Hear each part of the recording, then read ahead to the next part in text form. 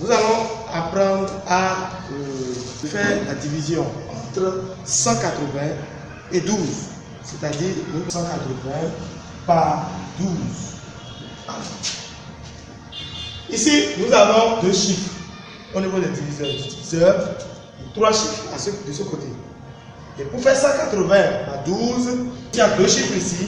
Je vais commencer par faire avec deux chiffres ici aussi. Alors, au lieu de dire 182 par 12, je vais dire dans 18, combien y a-t-il de fois 12? Ou dans 1, combien y a-t-il de fois 1? Je le prends dans 18, parce qu'il y a deux chiffres. Je dirais dans 18, combien y a-t-il de fois 12? Ou dans 1, combien y a-t-il de fois 1? Alors, lorsqu'on prend 18, combien de fois nous pouvons trouver 12 dans 18? Une fois. Alors, je dis, il y a une fois. Donc, dans 18, combien y a-t-il de fois 12? Ou dans 1, combien y a-t-il de fois 1? Il y a une fois.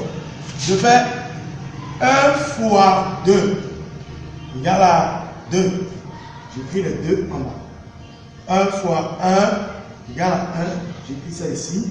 Et je fais la soustraction. 8 moins 2 égale à 6. 1 moins 1 égale à 0. C'est bon? Maintenant, j'ai fini de travailler avec les deux chiffres.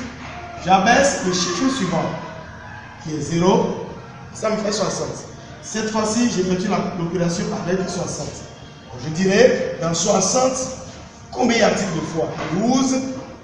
Et d'accord? Parce que c'est deux chiffres.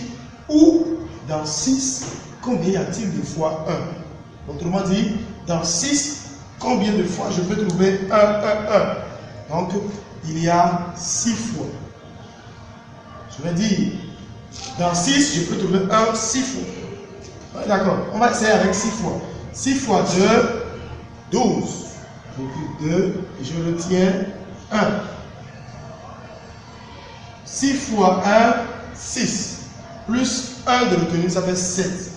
Alors, je constate que je ne peux pas faire 6 moins 7. Ce qui veut dire que ce que j'ai choisi ici est trop. Donc, je vais diminuer et choisir 5 fois. Alors, je vais dire 5 fois 2, 10. J'écris 0 et je retiens 1. 5 fois 1, 5 plus 1 de retenue, ça fait 6. J'écris les 6 ici. J'effectue la soustraction. 0 moins 0 égale à 0. 6 moins 6 égale à 0.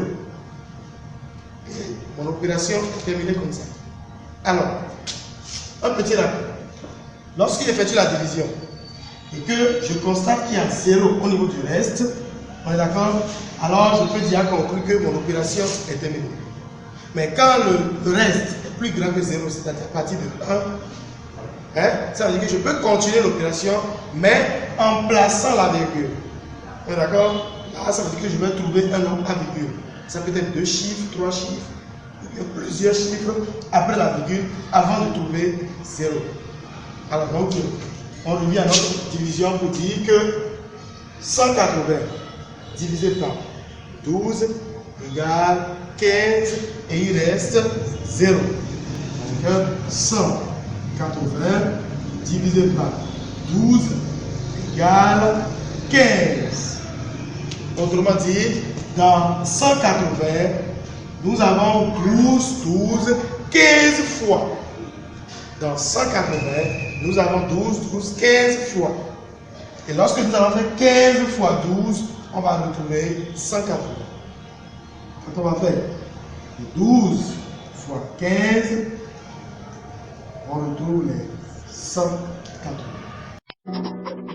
Hey, c'est tout pour aujourd'hui. Si vous avez aimé la vidéo, n'oubliez pas de la liker et de la partager avec vos amis. Et si vous êtes nouveau sur la chaîne, n'oubliez pas de vous abonner et d'activer la notification. Bye bye!